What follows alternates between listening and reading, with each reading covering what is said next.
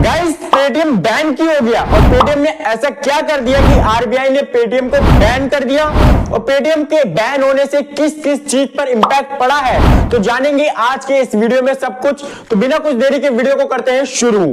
जब नोटबंदी हुई थी 2016 में नवंबर के महीने में तो पेटीएम जो है काफी तेजी से ग्रो हुआ था। सब लोग यूपीआई पेमेंट के बजाय ये कहते थे कि पेटीएम ले लो सर, पेटीएम कर लो। मतलब ऑनलाइन ट्रांजैक्शन मामले में पेटीएम जो है सबसे तेजी से ग्रोथ हुआ था इन 2016 के टाइम पीरियड में। 2017 में क्या किया, 2017 में पेटीएम ने अपना खुद का बैंक ले आया, अपना खुद का, जिसका नाम पेटीएम पेमेंट बैंक था और इन्होंने आरबीआई से लाइसेंस करवाया।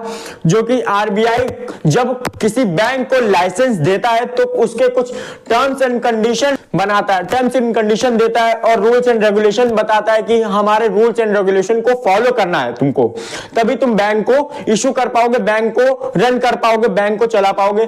तो इन्होंने लाइसेंस ले लिया कि हाँ हम आपके टर्म्स एंड कंडीशन, आपके पॉलिसी, आपके रूल्स एंड रेगुलेशन मानेंगे।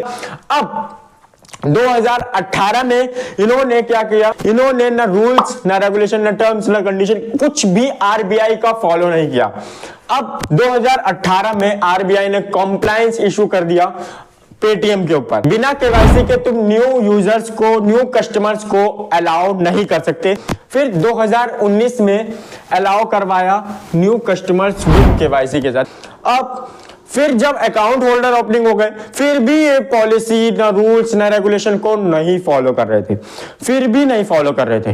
फिर आरबीआई जब कोई इनकी रूल्स और रेगुलेशन को फॉलो नहीं करता है आरबीआई के, तो आरबीआई क्या करता है, आरबीआई ने फर्स्ट नोटिस जारी कर दिया पेटीएम के ऊपर, नोटिस इशू कर दिया। 2022 में इन्होंने पेटीएम के ऊपर नोटिस जारी करा और फिर भी नहीं मान रहे, फिर भी पॉलिसी और रूल्स और रेगुलेशन को फॉलो नहीं करने लगे।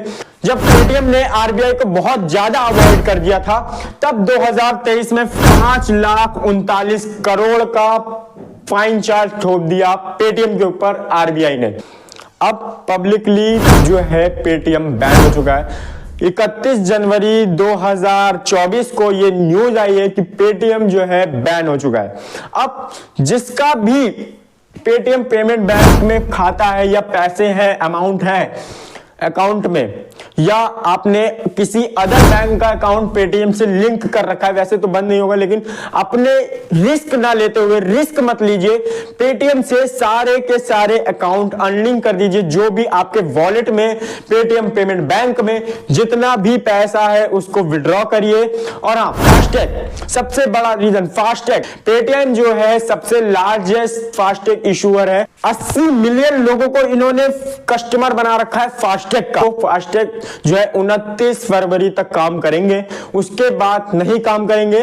तो फास्टैग का रिचार्ज मत करवाइए। फास्टैग में अगर रिचार्ज करवा रखा है तो उसको निकाल लीजिए और 29 फरवरी से पहले पहले ये काम कर दीजिए। और अपने जो भी बैंक्स आपने पेटीएम में लिंक करा रखे हैं, पेटीएम से उस बैंक को अनलिंक कर दीजिए, क्योंकि हम रिस्क नहीं लेना चाहते ज्यादा। हम आपको अवेयर करना चाह रहे हैं कि रिस्क लेने का कोई फायदा नहीं है। बहुत प्लेटफॉर्म है, गूगल पे है, फोन पे है और भी अदर यूपीआई एप्स हैं, तो उन पे आप ट्रांजैक्शन कर सकते हैं। अब हम ये जान लेते हैं कि इसके बैन होने से किस किस चीज पर इंपैक्ट पड़ा। इसके बैन होने पे काफी सारे लोगों को नुकसान भी हुआ है, जैसे कि शेयर होल्डर। पेटीएम के जो सबसे बड़े बड़े शेयर होल्डर्स थे उनको काफी तगड़ा झटका लगा इस पेटीएम की वजह से। पेटीएम ने अपना आईपीओ जो है 2021 में लॉन्च किया था। 2021 में अपना आईपीओ लॉन्च करने के बाद तब से ये कभी भी मार्केट में रन ही नहीं करा, ये मार्केट में अप हुआ ही नहीं, ये अप एंड डाउन कर रहा था। पेटीएम जो है कभी भी अपने ऑन एवरेज पॉइंट पे कभी नहीं आया। आज के डेट में पेटीएम का जो है पूरी शेयर बंद हो चुका है। शेयर ना कोई खरीद सकता है ना कोई बेच सकता है। उसके बारे में कुछ न्यूज आएगी बाद में। और इसके जो शेयर होल्डर है, पता नहीं क्या देख के इन्होंने शेयर लिया था। अगर आप किसी भी शेयर में इन्वेस्टमेंट करने जा रहे हैं तो उसका सबसे पहले फंडामेंटल एनालाइज करिए, उसके बाद बिजनेस को एनालाइज करिए, उसके बाद उसकी इंडस्ट्री को एनालाइज करिए, उसके बाद उसकी थोड़ी बहुत रिसर्च करिए उस कंपनी के बारे में, उस कंपनी की हिस्ट्री समझिए कि वो कंपनी किस बेस से, किस कहां कहां पे उसने लॉस किए हैं, कहां कहां पे प्रॉफिट। कोई भी ऐसी कंपनी नहीं होगी कि लॉस में ना गई हो। किसी भी शेयर में इन्वेस्टमेंट करने से पहले उसकी पहले एनालाइज करिए, उसको पहले समझिए, फंडामेंटल एनालाइज करिए, बिजनेस एनालाइज करिए, इंडस्ट्री एनालाइज करिए, हिस्ट्री समझिए कंपनी के बारे में, रिसर्च करिए, यूट्यूब पे रिसर्च करिए, फेसबुक पे रिसर्च करिए, काफी सारे प्लेटफॉर्म है रिसर्च करने के लिए, गूगल सबसे बड़ा प्लेटफॉर्म है रिसर्च करने के लिए, उस पर रिसर्च करिए कंपनी के बारे में। इन्वेस्टमेंट ऐसे नहीं कि हाँ शेयर ऊपर जा रहा है नीचे जा रहा है, नहीं इन्वेस्ट करना। इन्वेस्टमेंट करने का भी तरीका होता है। इन्वेस्टमेंट से पहले एनालाइज होती है, इन्वेस्टमेंट करने से पहले रिसर्च करी जाती है कि हाँ भाई मैं कंपनी में इन्वेस्ट करूंगा कि या लॉन्ग टर्म में फायदा होगा या नहीं होगा। कुछ लोग बिना एनालाइज कर ही इन्वेस्टमेंट कर देते पैसा को। तो आप अगर चाहते हैं कि फंडामेंटल एनालाइज की वीडियो लाए शेयर मार्केट के ऊपर, तो कमेंट सेक्शन में कमेंट करिए। मैं आपको fundamental analyse, business analyse, industry analyse, history, company के रिसर्च करने का तरीका सब पूरी तरीके से बारीकी तरीके से समझाऊंगा। लेकिन शेयर होल्डर्स को जो भी मैं आपको अवेयर करना चाह रहा हूं कि अगर आप बिना फंडामेंटल एनालाइज के शेयर में इन्वेस्ट करते हैं तो आपको लॉस होगा। भले ही अगर आपको समझने में टाइम लग रहा है, आपको नॉलेज लेने में टाइम लग रहा है, टाइम लगाइए, लेकिन बिना एनालाइज करे, बिना नॉलेज लिए आप कंपनीज में इन्वेस्टमेंट मत करिए। बिना नॉलेज लिए ट्रेडिंग में घुस जाएंगे, बिना नॉलेज लिए आप ट्रेड करने लगोगे, किसी के कहने पे ट्रेड करने लगोगे, किसी के कहने पे इस कंपनी में ट्रेडिंग लगा दोगे, ट्रेडिंग में पैसा लगा। ट्रेडिंग में सबसे ज्यादा नुकसान होता है अगर आप बिना नॉलेज के ट्रेडिंग में घुसेंगे तो ट्रेडिंग में भी नहीं मत घुसिए बिना नॉलेज के। नॉलेज बारीकी से नॉलेज लीजिए, उसकी पूरी टेक्निकल एनालाइज करिए, तब जाकर के ट्रेडिंग होती है। ट्रेडिंग में भी कुछ तरीका होता है, उसकी टेक्निकल एनालाइज करना पड़ता है, इंडस्ट्री को एनालाइज करना पड़ता है कि हाँ भाई कंपनी क्या है, कंपनी की टेक्निकल कहां से पैसा आता है, क्या करती है कंपनी, और बाकी इसका अगर कंपनी को कुछ हो गया तो क्या ये हमको पैसा लौटा के देने वाला है या नहीं लिए। तो ये सब चीज देखी जाती है जब आप किसी कंपनी के शेयर होल्डर बनने जा रहे हो, तो इसको बिल्कुल बारीकी से समझना बहुत जरूरी होता है। तो सबसे पहली चीज हमने ये देखी कि शेयर होल्डर्स को काफी तगड़ा नुकसान हुआ है पेटीएम की वजह से। तो अब दूसरे लोग क्या है, इस पेटीएम कंपनी में जो सैलरीड एम्प्लॉय थे, उनको तो भाई जॉब से निकाला जा चुका है। जॉब से वो तो जाएंगे ही जाएंगे, क्योंकि कुछ ये पेटीएम पेमेंट बैंक जितने भी वो थे, क्योंकि अब केवाईसी करने के लिए लोग कस्टमर केयर्स को रखते थे, अब केवाईसी होगी। पेटीएम पेमेंट बैंक तो बैन हो चुका है, अब जितने भी कुछ एम्प्लॉयज को पेटीएम ने निकाल दिया। तो यहाँ पे एम्प्लॉयज को काफी सारा नुकसान हुआ है। और जो इसके डिवाइस होल्डर थे, अब पेटीएम के जो छोटे से बड़े तक को पेटीएम ने डिवाइस प्रोवाइड करवाया था। पूरे ऑल ओवर इंडिया में पेटीएम ने अपने डिवाइसेस को प्रोवाइड कर रखा है कि पेटीएम करो, है ना।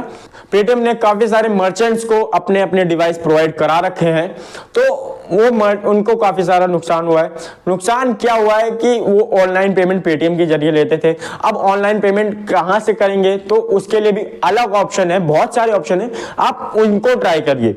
जैसे कि फोन पे है, फोन पे का भी डिवाइस आता है। पेटीएम मर्चेंट देखिए, पेटीएम मर्चेंट जो भी आपका पेटीएम बिजनेस ऐप है, उसमें से अपने सारे डाटा को रिमूव कर दीजिए, अपना मर्चेंट अकाउंट लॉग आउट कर दीजिए, डिलीट कर दीजिए अकाउंट को, वहां से मोबाइल नंबर्स वगैरह सब कुछ चेंज कर दीजिए, अकाउंट अनलिंक कर दीजिए, अपने पैन कार्ड्स का जो भी आपने डाटा रख रखा है वो भी अनलिंक कर दीजिए। कॉम्प्लायंस इशू क्यों आया था, कॉम्प्लायंस इशू यही समझेंगे अभी हम, क्यों कॉम्प्लायंस इशू समझना बहुत जरूरी है कि आखिर पेटीएम बैन क्यों, आखिर आरबीआई ने पेटीएम को बैन क्यों करा।